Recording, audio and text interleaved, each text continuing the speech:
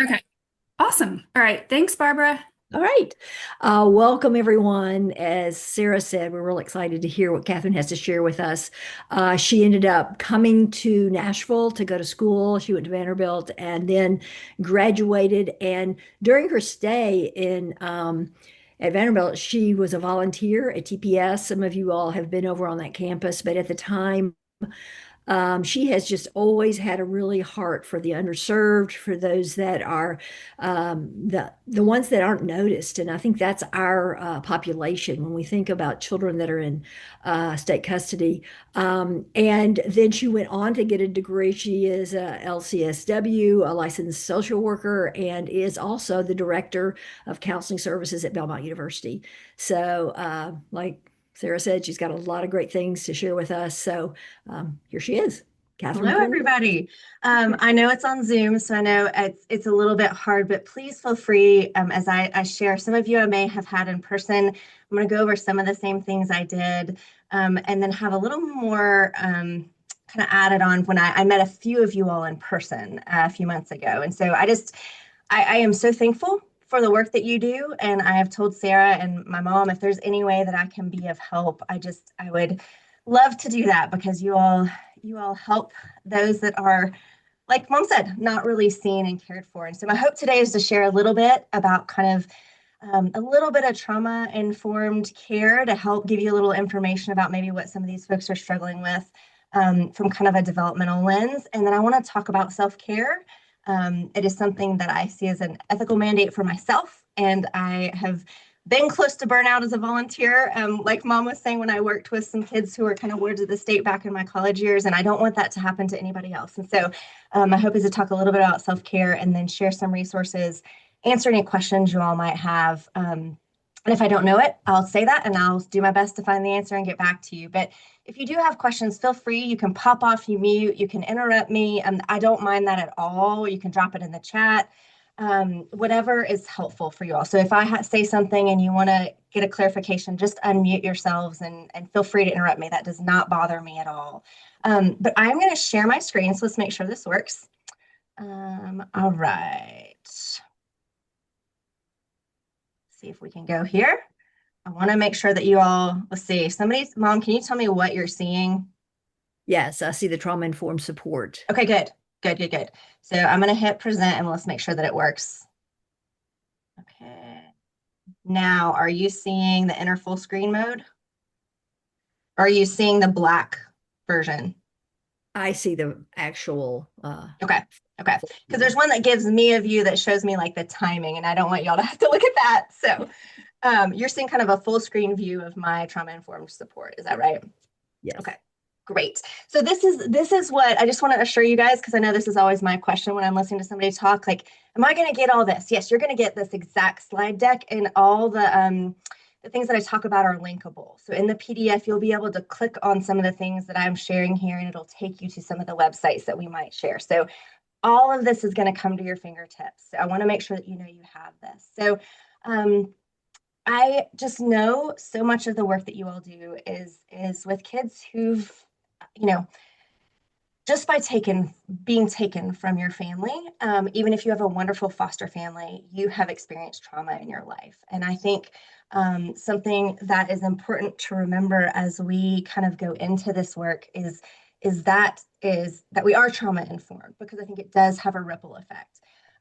And before I we share this quote with every single one of our clinicians. We are a teaching center here at Belmont. We have young masters and doctoral students who are learning this trade in our office. And it is so scary sometimes because you're like, I don't know what I'm doing. This is so over my head. I felt like that as a volunteer when I worked for Young Life. I feel that like that now as a licensed clinician sometimes.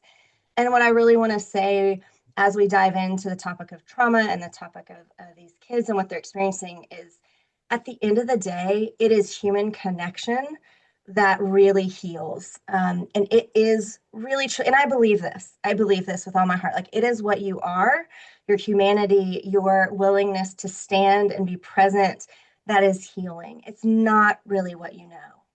And so, yes, what you know helps, but it really is the presence that you all share And really, I'm going to share a lot of information, but at the end of the day, we're going to circle back to this quote because I think it's so important. It doesn't matter in the moment what you're remembering, it's the fact that you're present and you're sharing a human, kind, compassionate presence with folks. And that in itself is healing. So I just want to start off this conversation with that because it's so important. Um, so just kind of dive on the deep end, trauma, the big T word. There's a lot of out there like, what's traumatic? Everybody's talking about trauma these days. Like, yeah, yeah, yeah. I think the biggest thing is we've all experienced some level of trauma in our lives by being humans, right? And it is a negative experience. This is just kind of level us on a definition. A negative experience that causes lasting impact on your mental health and emotional stability. It's an experience that overwhelms your coping mechanisms. And the hard thing is we all have different levels of coping and different levels of overwhelm. And so this is why sometimes you're like, two people can experience something. Like I actually experienced a break-in younger in my life, and my roommate did too, but our experience in the same house, but she wasn't as traumatized as I was because we experienced it differently. So it's hard because you can go through something with someone and think that wasn't really traumatizing to me. I have no lasting impact, but somebody else can.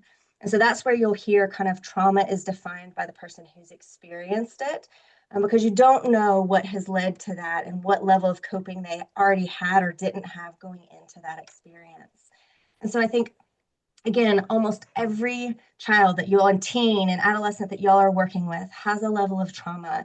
And my hope is to give you a little bit of perspective today on like how that plays out in kind of what you're seeing, because I know you all are frequently in the conversations about how to manage behavior, how to coordinate care, when do they need help. And so I just kind of wanted to explain kind of a little bit of a framework around what's happening with these kids. Some of this y'all might know. If it's new, that's okay too. But I think we all have, this is that Maslow's hierarchy of needs, right? It's those lower levels are basic needs. And if you don't have, food, a place to sleep, safety, it is really, really hard to engage in any conversations about learning, any conversations about kind of self-actualization or self-esteem. It's just how our bodies are built. When we don't have some basic level of safety, it is really hard to engage. So a lot of times if they're not in a place of felt safety, even though practically they might be safe in a foster care home, if they don't have a sense of felt safety and that their needs are met, they're going to be having a hard time at school. They're going to be having a hard time engaging relationally with friends because their whole system subconsciously is focused on, we're not safe. What do you mean you're trying to have a relationship with a teacher and talk to them about when your due date was and if you can have an extension? So it's just really hard. A lot of times we see this play out in college students where if they're unhoused or if they're struggling with food insecurity, they're struggling academically too. They're struggling. We see that kind of play out. And the root is more about that basic need. But what people see is the difficulty with relationships, the acting out, the school. So a lot of times I just want to share this with you guys because I think a lot of times you all uniquely see these needs and helping advocate for, hey, if they don't feel safe, they're going to have a hard time having that emotional conversation with you. Um, and along those same lines, there's Kids Central, which is great. I linked it down here. Again, this is all linkable. They do a great job of detailing this out. My guess is most of you guys work with early childhood through school age, early adolescence. But for example, let's say you've got a kid who was homeless for part of their, life. They were now in a foster care. Let's say they're 6 to 11 years old, right? And they're trying to figure out, this industry versus inferiority. It's like, how can I, like, one, do I in early childhood thinking about like, can I trust my environment? Is it going to provide what I need? Well, no, it didn't. So that's already difficult, right? And then they're moving into initiative versus guilt, which is a lot of like, am I good enough? I'm going to try. This is where, they're walking and they're falling and you're saying, good job. And if they're not getting that, then they're building in this, not only am our needs not getting met, so I might become a little extra dependent on people around me. Now, my 3 to 5 years, I'm really struggling with, I don't think I'm good enough because mistakes aren't safe. My parents are yelling at me, or I got taken away from my home because I feel like I made a mistake, right? They're internalizing this. and then you all are getting them, right?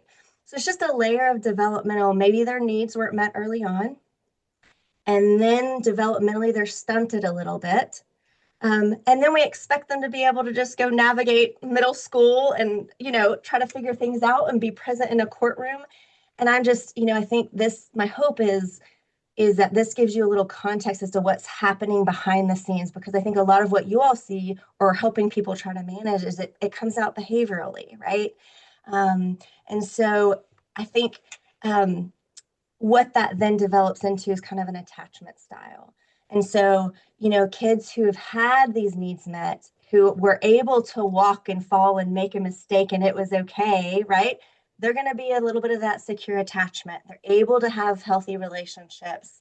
Um, a lot of the ones who didn't, if they were crying in their crib and they weren't attuned to, and this is where I think foster families really struggle, right? It's not their fault. They didn't, they're getting them anxiously attached, where they're following them around and won't let them out of their sight because they don't know if they're going to come back. They didn't build that trust early on, right? And it's not a conscious thing. So it's really difficult. Or maybe they're really they don't want to trust anybody because everybody has failed them before. And so now here you are coming in trying to help, and they're like, nope. A lot of that is kind of built in. And so these are some styles of attachment that you all might see playing out in front of you. And again, these are developed as like coping mechanisms. So they're not to villainize like somebody who struggles with it, but it's to say, I didn't have somebody when I was young, and so I'm struggling to learn to trust that you're going to be here and not to overly depend on you. A lot of times we see this play out in relationships as they get to that high school or middle school age. And so I think sometimes understanding the why can help, at least for me, increase my patience with some of the behavior.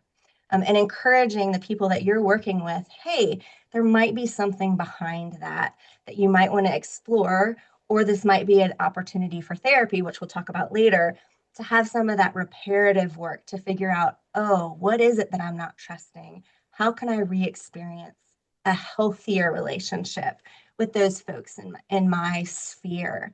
So I think I love these toys. I'm very visual. My mom's probably gonna laugh because she's visual too. I think I got this from her. But when I think about trauma, when I think about anything with not feeling safe, I think these really cool toys that go and like expand and then go down and they expand. They're kind of under the faces on this slide.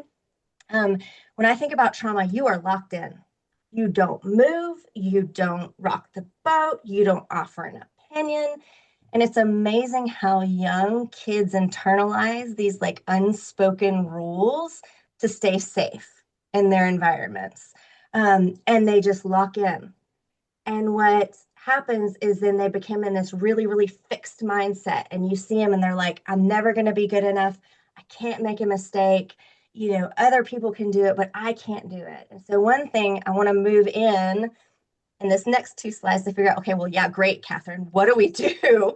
The amazing thing about the brain is it's malleable. And even if they've spent, look, I get them in their early 20s, late teens, early 20s, and some of them have never done therapy before and have this big history of abuse, and they are so locked down. But some of the hope that I find is that I have even seen some of the like hardest cases, everything, it is recoverable and healable, and you can actually have healthy relationships. It does take some work. But the amazing thing is in a safe environment, you can learn to begin to expand a little bit and learn, okay, my body might be sending off these alarms because last time I said an opinion, I got hit. But now this foster family is safe and they want me to give me their opinion, my opinion. Or this CASA person's asking me, like, what do I think about my classes? Well, I'm not going to tell you because what if I say the wrong thing? You all actually, by giving them the safe environment to explore and say, okay, I can try, and if I get better, okay, I gave them my opinion and they didn't get mad at me.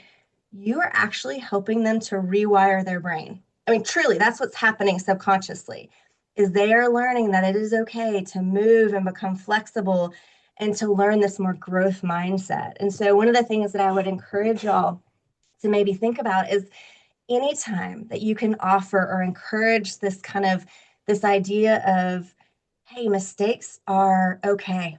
You know, it is okay to have to model some of that. Even if you guys make a mistake, I think that's beautiful. Like say that in front of them. Um, Learning from others, not always having the right answers. You all are providing them the opportunity for that moment to be a little flexible and to relearn, okay, this environment can be safe, even if they're going back into an unsafe environment. There's a beautiful story, and I've got a slide. There's a guy who is and I linked his story in the video in here. I'm not going to show it as we talk, but I linked it for you guys. He is a foster care kid himself, and he's a success story. It's amazing. He does TED Talks and speaks, but he talks about the power of one positive adult in your life, that it takes one positive adult to shift things. And so I think for you all, that's who I see you all. That's who you are. You are that positive adult. Again, who you are, not what you know. I'm giving you some context, I'm talking a lot, but what matters is you being present and caring for this little person in front of you, or for the family who's struggling to support this person. Um, to saying, I will be that person who's going to stand together so that as you move forward, you will have at least one experience that was positive. And that actually matters. And I think sometimes it can feel like it's just too big, but it really matters. And so I think this growth mindset is huge, but knowing and having a little bit of understanding, they're protecting themselves by being tight. So to encourage a little bit of extra patience and to understand, if you experience a kid who's just locked down, they're in survival mode. That has served them well, and they might not even consciously know that. But if you're hearing that type of language, thinking about, hey, do you feel safe? Asking some of these questions about, do you feel safe? Like, what will make you feel safer? You know, like I've talked to a student, they're like, I cognitively know nobody's going to come in my room, but I don't believe it. Hey, do you want to put a chair in front of the door?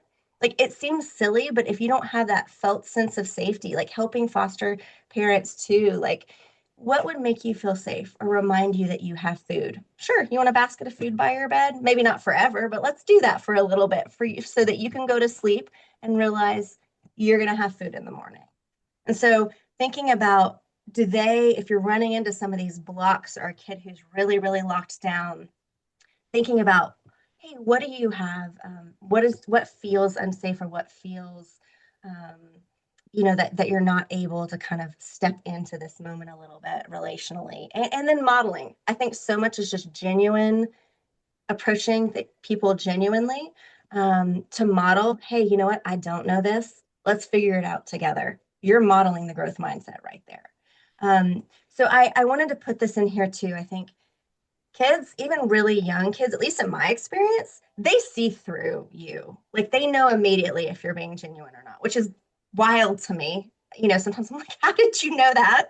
Um, but I think genuineness, honesty, the willing to say, I mean, this is what y'all do anyway, but I just want to affirm, I think the reason that you all are really, it's not just, oh yeah, we're nice people. You're actually affecting people's brains by being genuine and honest and stepping into these relationships.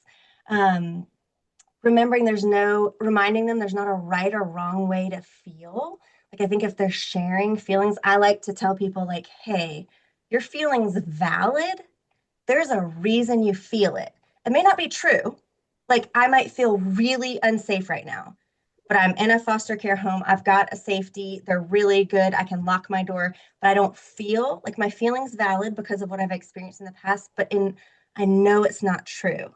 So reminding folks that there's not a right or wrong way to feel, um, can be really empowering. We're not going to just negate your feeling. There's a reason you feel that way, even if it's not true in this moment. Um, I think encouraging them, this is that power of one person. It's okay if it's not me. I worked with a student one time that I could not get anywhere with her, and I could not figure out why. This was years and years ago. And finally, she got brave enough. I'm so, like, really thankful. She was like, you look a lot like somebody who abused me in a youth group, and I was like, oh my gosh, like, Of course, therapy's not working. Let's get you with somebody else. So I think also recognizing we don't know, we're humans too. What are we bringing when we can? Saying, hey, it's okay if I'm not the person that you feel comfortable talking to. Let's find who you do, because that really matters. You need to have that person that you feel safe talking to. So I think that's a huge role that y'all can play, is if it's not you, helping them find those safe people in their lives. Um, and this is a big one. It may seem kind of silly, but control really matters. So if you think about trauma, something that's overwhelming your system, it is pretty much always taking your control out of the situation. Almost always. In any trauma situation, big or small, a lot of your control is taken away. And one of the best things you can do is to give somebody choice and control. So it might be, hey, we need to do this thing, but we can do it. You can talk to me standing up, or you can talk to me sitting down. Do you want to be outside? Do you want to be inside? Do you want to be? So choice is really powerful in healing and gaining that kind of trust. And it doesn't mean like, hey, we can't do this. It means, hey, we're going to do this, but let me give you some agency in figuring out, like, do you want to toss the ball while we talk, or do you not want to toss the ball while we talk? It may seem silly, but it actually is really, really beneficial for anybody who's experienced trauma to give control where you can. Um, again, building trust. I think modeling anytime that you can. Moving is really helpful, especially with little kids. It's really hard. It's like, hey, let's just toss the ball while we talk. It can be really powerful. Again, just helping them create some safety and movement. Um, and this is where I wanted to come back to you guys and shift a little bit, because again, a lot of information. I want to say this again. You could do none of this and never hear this. I mean, you all are already, and in these kids' lives, and you are making a difference. Human care and compassion really matters. And it really is, I mean, there's even evidence, right? It's just listening to someone, being willing to sit with them, care about them. Um, and in the therapeutic realm, we call it unconditional positive regard. I am choosing, no matter what you've done, I am seeing you as a human being in this room with me. I've made my own mistakes too. You matter. You have value. And it really has a positive effect. And this is Josh Shipp. This is the link to his video that if y'all want to watch, I think it would be encouraging. My hope would be for you all. But his quote that every kid is one caring adult away from being a success story. And that's his story. And he shares his story. And you all are already being that one caring adult in so many folks' lives. And so thank you for doing that.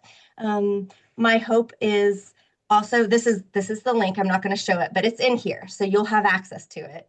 But my question for you today is, what about you? It is the biggest strength and weakness, right, of caregivers and people who really care about other humans, that we are notoriously bad about caring for ourselves. My staff and I talk about it a lot. We tend to put people first, other people first, because we see, oh, look at that need. I'm going to give, give, give. But what we don't realize is at some point, you only have so much to give. Again, visually, I think about like a big glass jug of water, right? And we've got all these glasses in front of us, right? So I'm a daughter, I'm a therapist, I'm a director, I'm a wife, I'm a mom, I'm a volunteer. I'm like all these roles, and I'm constantly focused on pouring those and keeping those going forward.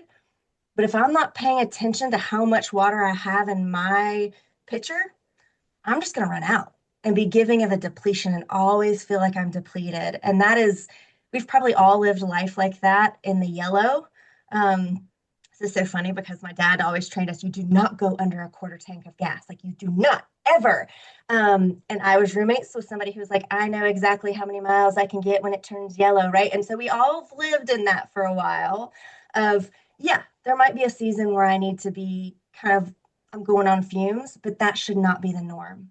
So my encouragement today for you guys is really to take care of yourselves. And I want to really say, I want this to be a charge to you all of, secondary trauma or vicarious trauma, you'll hear it be talked about in two different ways. It's real. Um, it is real. Compassion fatigue is real. And you all are giving of yourselves so much and hearing really hard things that my hope is that you can think about, how is this affecting me? And proactively, what do I have in my life to really ensure that I am filling my tank whenever I can? And these are just some signs of burnout. You don't have to have all of them, but like I know for myself, I've learned I don't really sense it in my brain. My body starts to get fatigued. So my dad was a coach, right? And so he was always like, mind over body, Catherine, ignore like whatever your body is saying. You can run, you can run as slow as you can or as fast as you can walk. So you better be running. So it's just this like, I ignore senses of fatigue subconsciously. And so I have learned I have to pay attention to my body because my body is for me, and we're all different. My body gives me burnout signs, my brain won't. And so figuring out what are your body's own little yellow flags of, hey, we're really tired. Hey, I'm really having a hard time with my alarm. I'm not getting up as easily. Maybe it's one day off, fine, but if it's a pattern, maybe what is this a sign of? Am I feeling a little numb or detached or hopeless? Like I go through periods of time where it's like, oh my gosh, this work is so hard. How are we ever going to and that's normal. But if you start noticing that as more the norm than not, you might be struggling with a little bit of that compassion fatigue or burnout. And so um, I just want to say that your lives matter just as much as the kids you're working with. You all deserve care just as much as the kids you're working with. And so I think thinking about how can I care for myself so that I can care for others. Um, and there's a lot of different ways you can do that. There's a podcast that I also linked in here that talks about some evidence-based ways they've studied your brain and body of ways that actually help complete the stress cycle. Um, this this may sound weird, but for me, a coach's daughter, this really made sense to me. There's been some studies done that like animals, when you tranquilize them, they freeze. That you kind of tranquilize them, and then they're in the middle of fight, flight, like big lions, fight, or freeze, and then you've tranquilized them, and you've just shut their system down. Biologically, what happens? I love National Geographic, so I watch these a lot. Biologically, what happens when they come back out of that artificial freeze from the tranquilizer is they finish fighting or running away or whatever their natural instinct was. They complete that cycle and they're physically shaking it off. We bypass it. So what happens is, like, I respond to an on call in the middle of the night. I get called. I used to serve on call. There's a student who's suicidal, and I'm responding, and my adrenaline's up, and I answer the call. I go, and then I just go right back to bed. It's like internally, what happens? Same thing for y'all. You're responding to something, you hear something horrific, and you just keep rolling. It's an amazing tool that we have to compartmentalize. But what happens is all that, like the adrenaline rush, the chemical things that happen in our body, if you don't find a way to discharge that, it builds up over time and actually can affect your immune system. We see people getting sick. And so thinking about how can if self-care feels too like woo-woo-y, like my dad would be like, haha, self-care, Catherine. I'm like, okay, well, think about discharging the energy. So how can I do that? Whether it's physical activity or, creating, are you artistic? You can do something with art, talking to others. This is so weird to me, but they found something that like, there's science behind this. You have to hug somebody, but you have to hug for 20 seconds. That's really long time. Try it with somebody. It's a very long time. But there's something about that releases chemicals in your body that are actually really calming. Crying, laughing, finding a way to like take a lap. Like one of my coworkers, she literally, after a really hard session, she'll be like, I'm out, Catherine. And this is where a team helps. I'm taking a lap around the building and I'll be right back. So figuring out what is it that works for you, and then who in your life can help you be accountable for taking care of yourself is so important. And it doesn't have to be these things. I just wanted to throw those up there as ways to do it. Um, this book, if you're really practical, I tend to be pretty practical. This Mind Body Stress Reset, I think one, it's a great book for you all, but it's also might give you some really cool tools to use with kids or with families that you're working with. It's very, very skill based. I've linked it, so you'll have the Amazon link. But she walks through like ways to practice some of this and being mindful of your mind and your body to reduce stress. The podcast is linked here that talks about some of those ways, like the 20-second hug and the laughing. If you like podcasts, listen to that. Um, I also I'm a big proponent of free. So Insight Timer is probably the best app I've found for like stress reduction. It has music, it has guided imagery, it has all sorts of free um, in, exercises on there just to kind of help calm the system. Headspace is it is a paid app, but they have a lot of free resources on their YouTube page. So I linked their YouTube page. They have these little like 60 to 90-second cartoons that actually, even with kids, are really, really relatable about like, hey, here's like a storm cloud and this is what's happening in your brain. And they're really helpful, easy.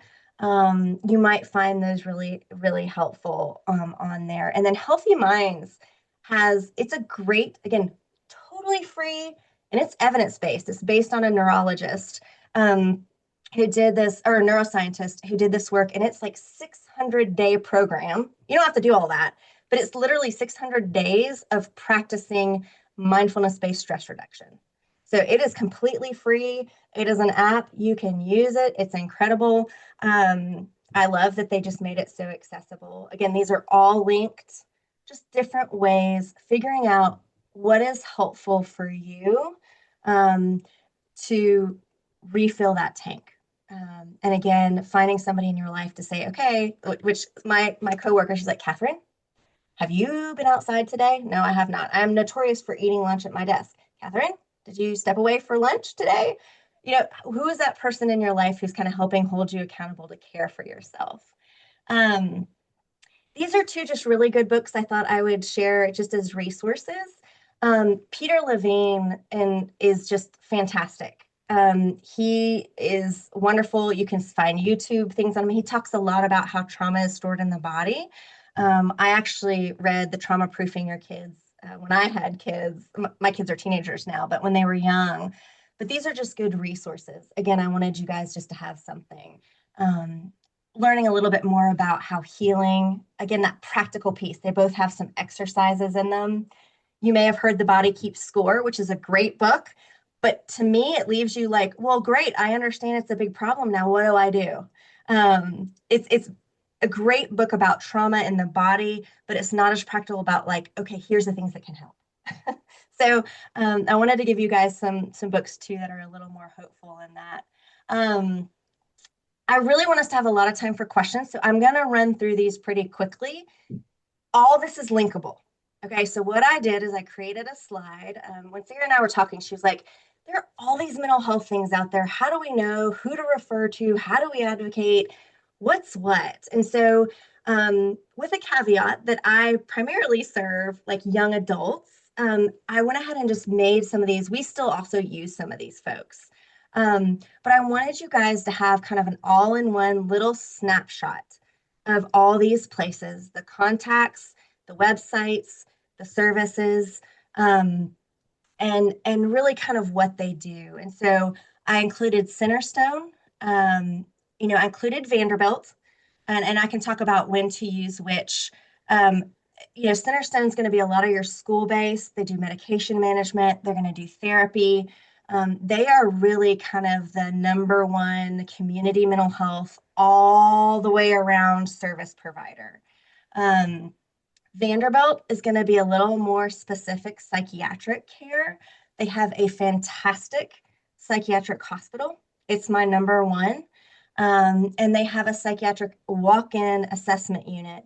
Now, you do have to enter through the children's ED for minors, but they are fantastic. We work with them on a regular basis. If you ever have a kid who is struggling with symptoms of psychosis, so seeing things or hearing things that aren't there, paranoia, I would strongly recommend Vanderbilt because they have a specific clinic. They're the only one that I know of in Nashville has a specific clinic to treat that and follow them throughout their kind of growth. I know funds can be an issue. Sometimes Vanderbilt can comp some things and they take a lot of insurances. So that's the one I wanted to include there. Youth villages, I think y'all are probably pretty familiar with. That's going to be a lot of your in-home, their in-home care that they're kind of intervening and again, kind of being pretty focused on behavioral interventions and teaching parental like how to navigate that system. Oasis. I don't know if y'all are aware of Oasis. So Oasis is a really, really good nonprofit in Nashville. This is going to be for your older kids. I try to include ages where I could on here so you'd know. But if you ever, they kind of are a respite center. So if there's a runaway or somebody who really, I just need a respite, they can do a planned respite stay with Oasis. They do have that emergency shelter. They also, if you're working with anybody who's struggling with homelessness, I know most of y'all are going to be in foster placements, but especially as they're aging out, Oasis can be really, really helpful. They even have some housing support all the way up to age 22. So they are fantastic. They have a lot of really good programs there, and it is free. It is free services. They do a lot of also care coordination, kind of career readiness, school readiness, some of that sort of thing. Mental Health Co-op, they are also grant funded. We work with them a lot. And they do outpatient, some school-based intervention, family support. They do also, you're going to see them, they coordinate a lot with Metro Police. So they respond to any mental health calls in Nashville with fire and police. So if ever there's somebody going out with a Metro call or a fire EMS call and they say, oh, there was a mental health person, it's Mental Health Co-op. And so they are a great, great resource. I've even called them to consult to say, hey, here's a situation. I don't know if this is when I was on call because they have an emergency crisis line. What would y'all recommend? They're fantastic. They are, again, grant funded. They do take, I think now they might take some insurance, but they are constantly looking how to serve. Their target is to keep people out of hospitals. So it's like an in between. I need a little more intensive, but you don't need the hospital, but you don't really have a lot of resources to get outpatient care. Mental Health Co-op can really fill that gap sometimes. And they really are kind of a wraparound care. Agape, I don't know if y'all know about Agape too. That is a nonprofit in Nashville. It is all sliding scale. And then some of their services are grant-based and free, specifically, I think, around their domestic violence support. But they do a lot of students that we work with that can't afford counseling, but really need more intensive kind of individual care. We also look at places like Agape or the Refuge that do some sliding scale fees. And then Tennessee Voices, I think this is one that y'all probably be a little more familiar with. This is, again, mostly aimed at a lot of that case management, care coordination. They do some therapy and medication, but it sounds like it's really only like as needed. So sometimes you might have to advocate for that a little more.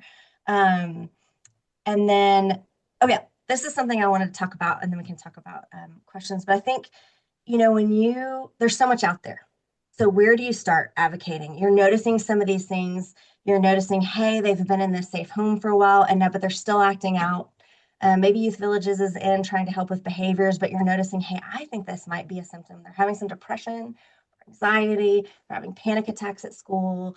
They're really down, and I just can't get them to do any activities. Like, I'm really worried about them. They won't talk to anybody.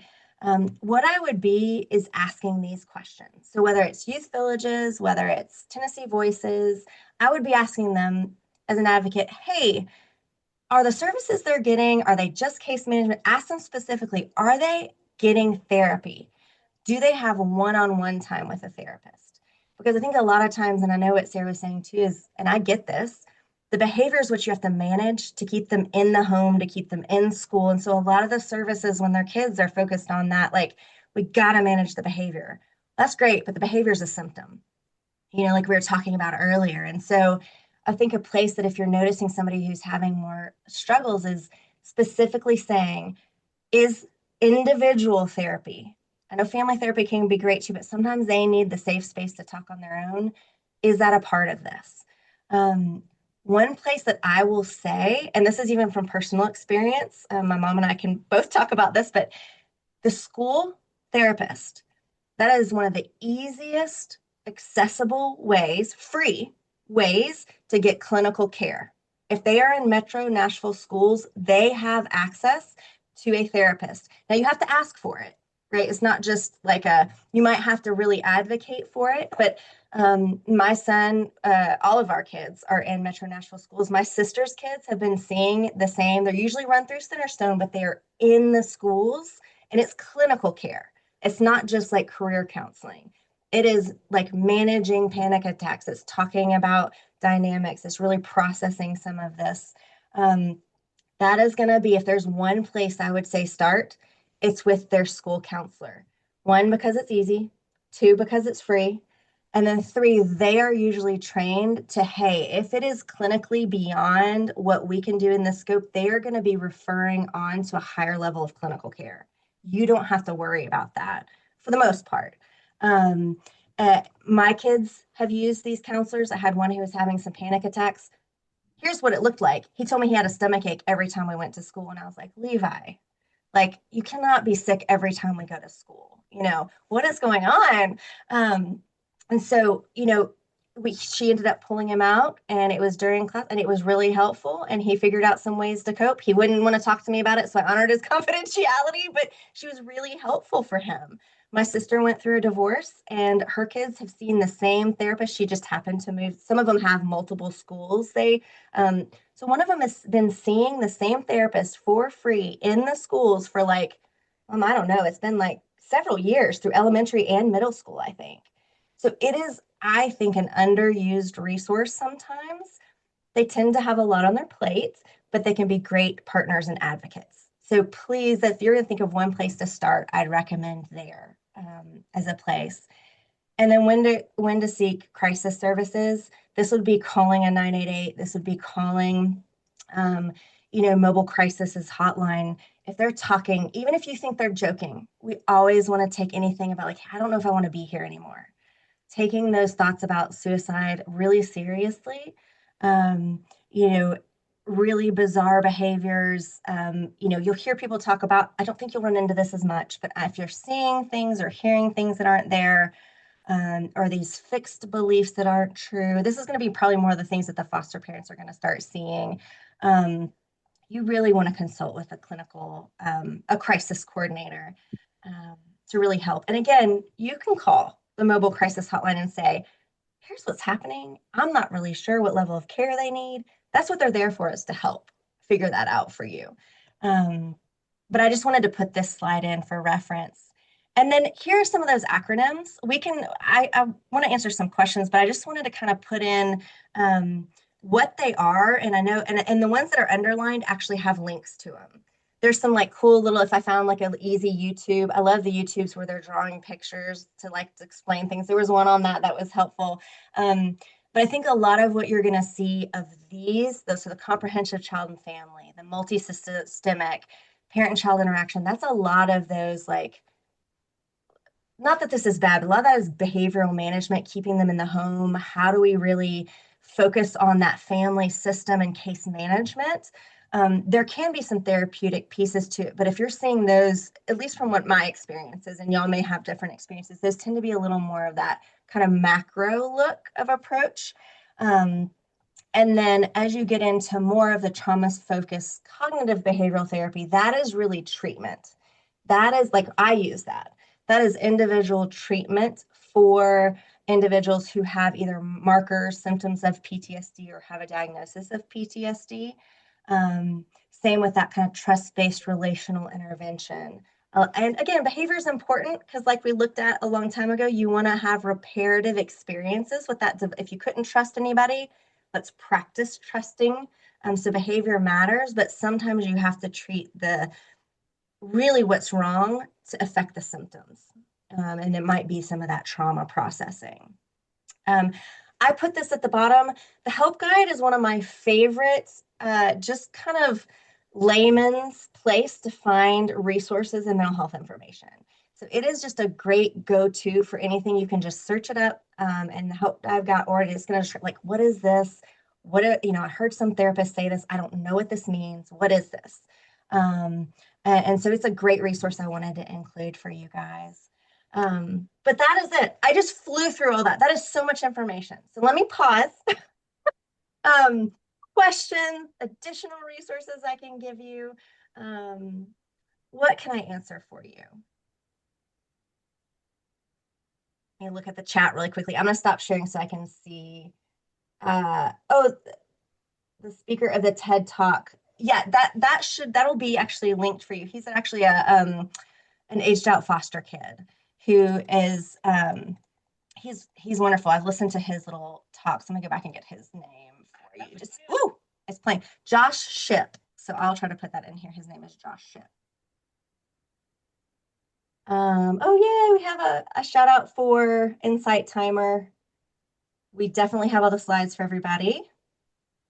Jennifer, you love the hug solution. We laugh because I'm like, my family used to call me like the anti-touch person. I have a big bubble of personal space. So like a 20-second hug freaks me out, but it is great for those who love it.